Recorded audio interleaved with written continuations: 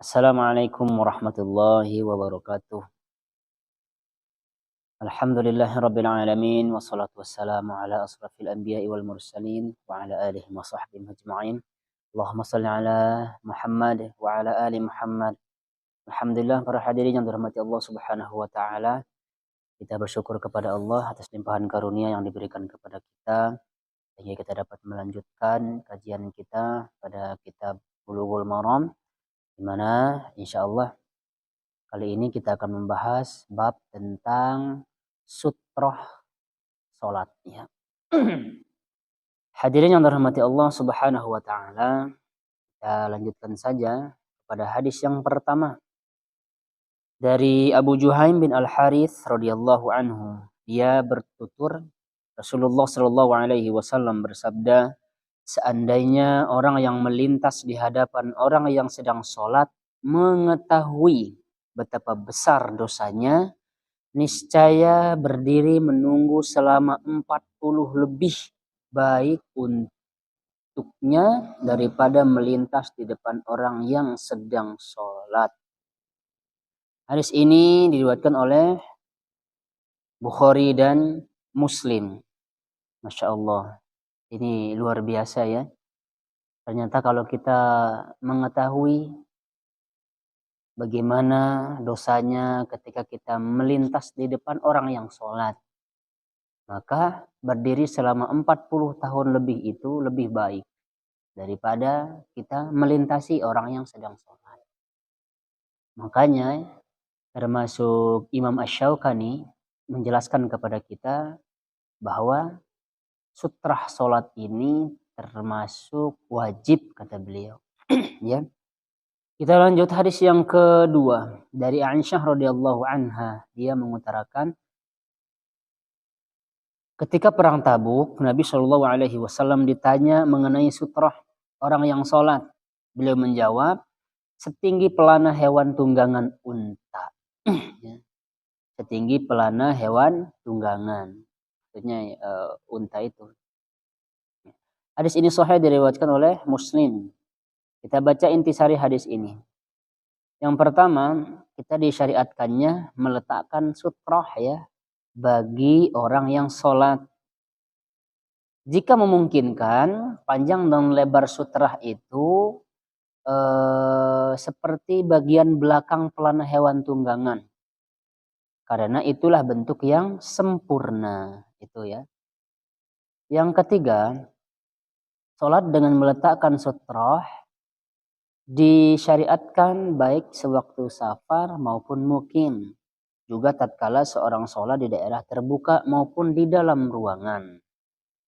Tapi buat makmum ya, kalau kita sholat berjamaah, yang jadi sutrah kita itu cukup imam saja. Sutrahnya imam itu juga termasuk sutrahnya kita. Jadi kita tidak perlu ya menancapkan sesuatu di depan ketika kita sholat. Tidak perlu. Karena sutrah itu bisa berupa dinding, bisa berupa tongkat, dan yang lainnya. Supaya orang itu tidak bebas melintas ketika kita sedang sholat. Kita lanjut. Dari Abu Dzar Al-Ghifari radhiyallahu anhu, dia berkata, Rasulullah shallallahu alaihi wasallam bersabda, apabila seorang muslim tidak menggunakan sutrah seperti pelana unta dalam sholatnya, maka sholatnya akan terputus jika lewat di hadapannya seorang wanita, seekor keledai, juga anjing hitam. Dalam hadis lain disebutkan anjing hitam itu adalah syaitan. Dalam riwayat Abu Dawud dan Nasa'i dari Ibnu Abbas radhiyallahu anhuma, seperti hadis Abu Dzar tadi, hanya saja tanpa menyebutkan bagian yang terakhir serta lafaz wanita ya, dengan lafaz wanita yang haid, wanita yang sudah balik. Adapun hikmah pensyariatan sutrah bagi orang yang hendak atau sedang mengerjakan sholat adalah untuk membatasi antara dirinya dan apa saja yang mungkin lalu lalang di hadapannya. Hadis-hadis tersebut di atas menjelaskan 3 perkara yang dapat membatalkan sholat apabila lewat di hadapan orang yang sholat tanpa sutrah. Ini penting sekali ya bagi kita. Yang pertama wanita dewasa, yang kedua anjing hitam, yang ketiga keledai. Perlu diketahui bahwa ini adalah pendapat yang dipilih oleh Imam Ahmad serta Syekhul Islam Ibnu Taimiyah. Jadi ketika ada wanita dewasa, anjing hitam atau keledai yang lewat, sedangkan kita tidak memakai sutra, maka sholat kita itu batal. Beda halnya dengan ketika anak yang belum balik atau perempuan yang belum balik, kalau misalkan dia lewat di depan kita itu tidak membatalkan, intinya tidak membatalkan sholat. Itu pendapat yang jumhur ya, tidak membatalkan sholat kita. Kita lanjutkan.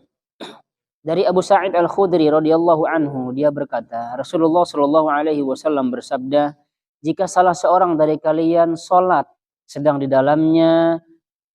hadapannya ada sesuatu yang membatasi antara dia dan orang-orang di depannya, sutrah maksudnya. Kemudian ada seorang yang hendak melintas di depannya, maka hadanglah dia. Adapun jika dia enggan, maka lawanlah, karena dia itu adalah syaitan. Hadis ini sahih diriwayatkan oleh Imam Bukhari dan Muslim. Hadis ini juga ya sama menjelaskan bahwasanya seorang yang sedang sholat diperintahkan menghadang dan melawan orang yang hendak melintas di depannya. Bahkan hukumnya wajib. Walau begitu, sebagian ulama ada yang berpendapat bahwa itu adalah dianjurkan saja.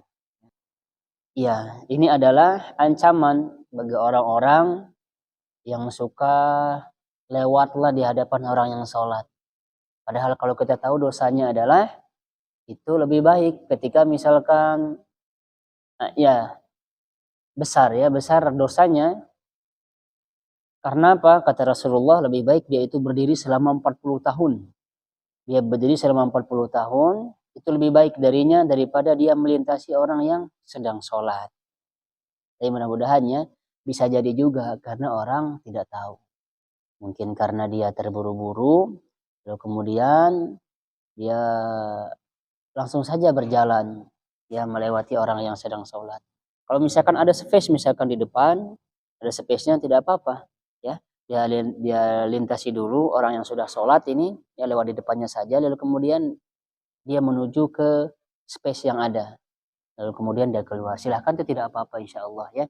Tapi kalau misalkan melintas di depan orang yang sholat, ya, yang tidak ada sutrahnya, maka itu kita termasuk orang yang berdosa. Ini mudah-mudahan ada manfaatnya.